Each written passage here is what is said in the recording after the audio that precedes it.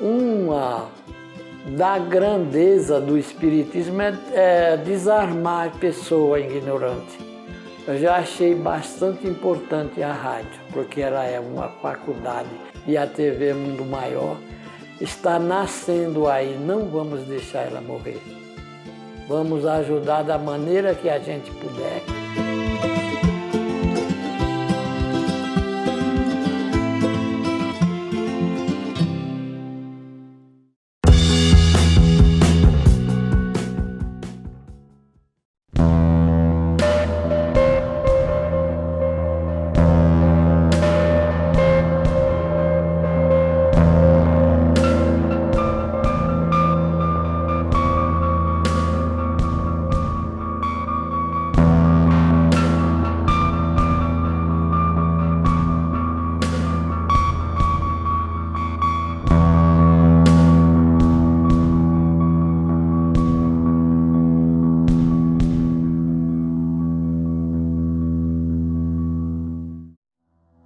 Olá, você que está nos assistindo, hoje abordaremos no programa Mistérios os crimes em locais assombrados. Como que é isso?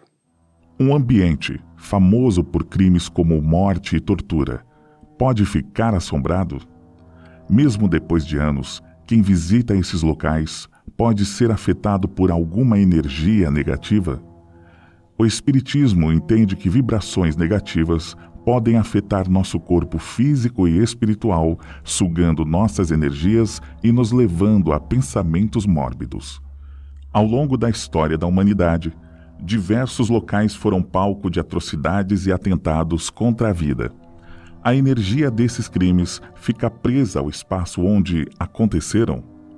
A Segunda Guerra Mundial foi um conflito militar de proporções globais que aconteceu entre 1939 e 1945, deixando um saldo hediondo de crimes e mortes.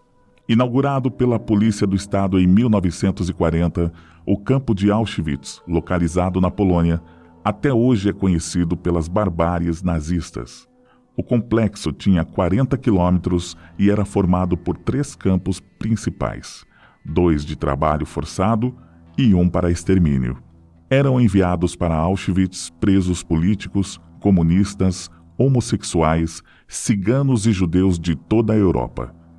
As condições de vida no campo eram subhumanas e testavam diariamente os limites do corpo físico e da sanidade mental dos prisioneiros. Muitos morriam antes mesmo de chegar, porque os maus tratos começavam no transporte. Uma vez em Auschwitz, os presos podiam ser enviados para as câmaras de gás a qualquer momento, isso quando sobreviviam à fome, frio, doenças e violência dos oficiais e médicos. A taxa de suicídio também era alta, reflexo da condição de perturbação mental e desesperança dos detidos.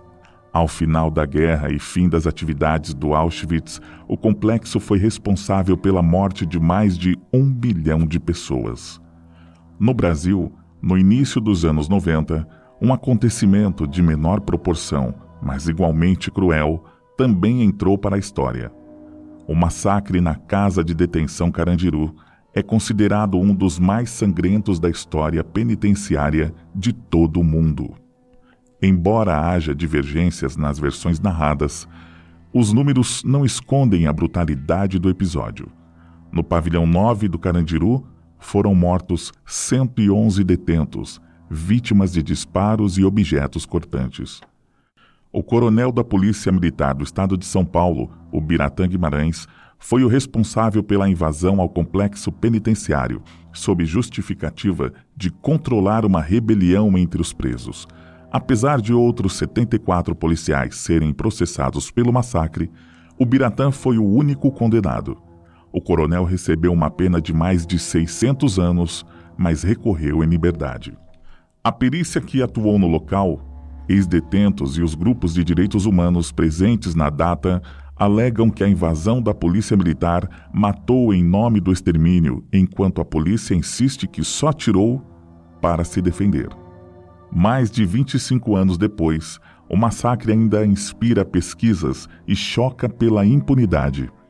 Assim como Auschwitz, o prédio da penitenciária era aberto à visitação pública, mas a vibração pesada emitida por eles não atrai os mais sensíveis. Em um dos seus livros, Allan Kardec menciona a proximidade entre os seres encarnados e o mundo espiritual e explica que há uma infinidade de espíritos desencarnados vagando entre nós. A maioria desses espíritos ainda não se deu conta de seu desencarne e sofrem por não terem evoluído o suficiente antes da morte. O espírito de quem morreu no campo de concentração e no massacre continua vagando por lá? As torturas e assassinatos em massa que marcam esses locais intensificam a concentração de vibrações baixas e espíritos sofredores? Algumas pessoas, ao adentrarem em locais onde ocorreram crimes, barbaridades, coisas anormais, sentem alguma coisa diferente. E o que é isso? O que elas sentem? O que elas percebem? Nós sabemos que todos os eventos, eles irradiam energia. Essa energia fica impregnada nas paredes, fica impregnada nos objetos. E essas pessoas que têm uma sensibilidade, que a ciência chama de paranormalidade, e nós espíritas consideramos isso como mediunidade, têm esta percepção mais aflorada. E eles leem esses eventos, eles sentem o que aconteceu ali. E algumas vezes, no mesmo local, ainda está presente a vítima, ainda está presente aquele espírito que sofreu ou participou daquele evento. Ele ainda continua preso pela sua lembrança daquele local e lá continua como se morasse ali, como se pertencesse ali. Ele está vinculado àquele local. Ele vinculou o evento ao local e lá ele permanece. Outros espíritos são atraídos para esse lugar? Para aqueles que não sabem como que o espírito atua, a única atividade do espírito é pensar. O espírito pensa e, em função do seu pensamento, ele realiza, ele pratica os atos. O pensamento, ele irradia, ele viaja pelo tempo e ele viaja pelo espaço, como as ondas da televisão. Tem um estúdio que emite o sinal, esse sinal vai para a antena e da antena é propagado para todo o espaço, em todas as direções. E por incrível que pareça, essa propagação, essas ondas que se propagam das várias estações de televisão, não se misturam. O mesmo ocorre com os pensamentos dos espíritos. Cada espírito tem uma forma de pensar numa frequência específica e só sintoniza essa frequência quem tem capacidade perceptiva para tal. Então, se num determinado local aconteceu um evento, se naquele local ainda permanece lá aquele espírito que participou desse evento, ele continua pensando da mesma forma que ele pensava durante o evento. E ele irradia esse pensamento. E assim o que ocorre? Os espíritos afins, os espíritos que gostam daquela determinada coisa, se ligam através da sintonização, eles entram na mesma frequência daquele espírito que está pensando naquele local e estão lá. Não obrigatoriamente eles estejam lá fisicamente ou perispiritualmente, né? Porque o espírito morto já perdeu o corpo físico, mas ele ainda continua com o seu perispírito.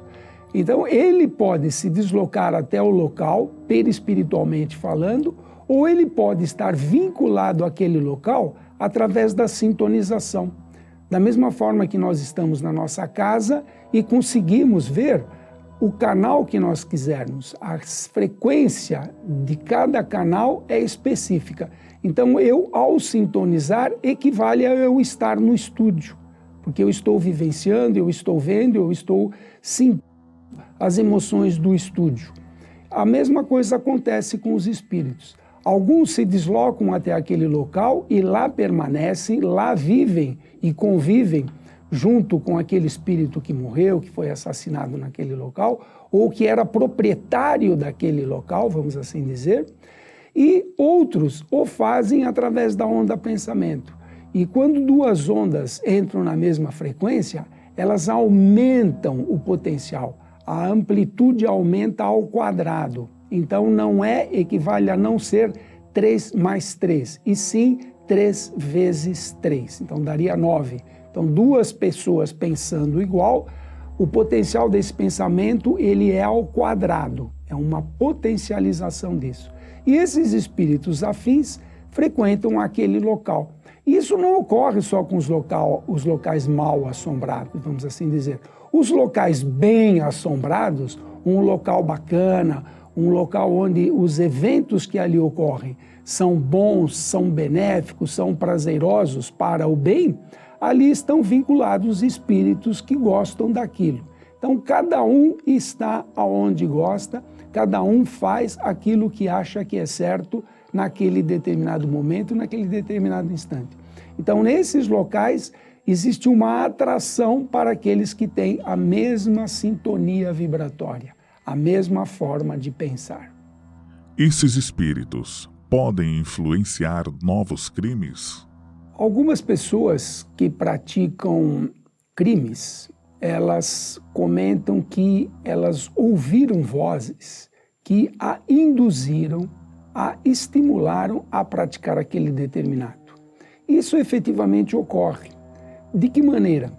Como os espíritos se comunicam através do pensamento, um espírito que deseja se vingar de alguém, o que ele faz? Qual que é o processo? Ele começa a emitir o seu pensamento na frequência da vítima, vamos assim dizer, daquele indivíduo que será influenciado pela ação do pensamento do vingador. E este processo ele é lento e gradativo, ele não começa numa segunda-feira e se concretiza na terça-feira. Nós chamamos esse processo de processo obsessivo. O processo obsessivo, como que ele é caracterizado? É a influência que alguns espíritos têm sobre outros, conduzindo-os como se fossem verdadeiras crianças. Quando nós pegamos uma criança de 2, 3 aninhos e ensinamos ela a virar uma cambalhota, a pular numa perna só, ela não repete aquilo que nós recomendamos para ela. Entre parênteses, ela não nos obedece. Isso ocorre com o obsessor.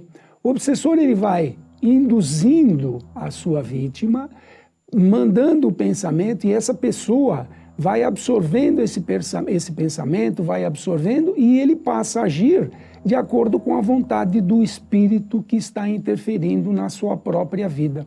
E isso pode culminar a prática de atos agressivos contra terceiros. Não há possibilidade de um espírito vingador matar alguém. Primeiro porque ele não tem o corpo físico, ele não conseguiria estrangular um indivíduo, porque ele não tem matéria suficiente para reagir com a matéria. Então ele induz um indivíduo que tem mediunidade, porque mediunidade todos temos, tem para a ciência uma capacidade paranormal de ouvir vozes e, através da indução, esse indivíduo que está subjugado à vontade do vingador vai lá e estrangula alguém, porque quem tem força física é quem tem corpo físico. O espírito só tem força mental. Então, o potencial do pensamento do espírito vingador é maior do que a força de vontade do espírito que está sendo subjugado à ação desse espírito vingador. Aí ele passa a praticar os atos de acordo com a vontade do vingador.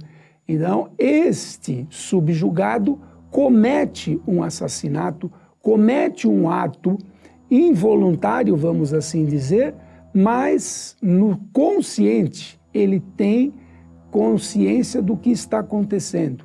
Porque mesmo nos estados mais profundos de obsessão ou de subjugação, o espírito encarnado é responsável pelos seus atos. Ele tem uma consciência relativa daquilo que está ocorrendo com ele.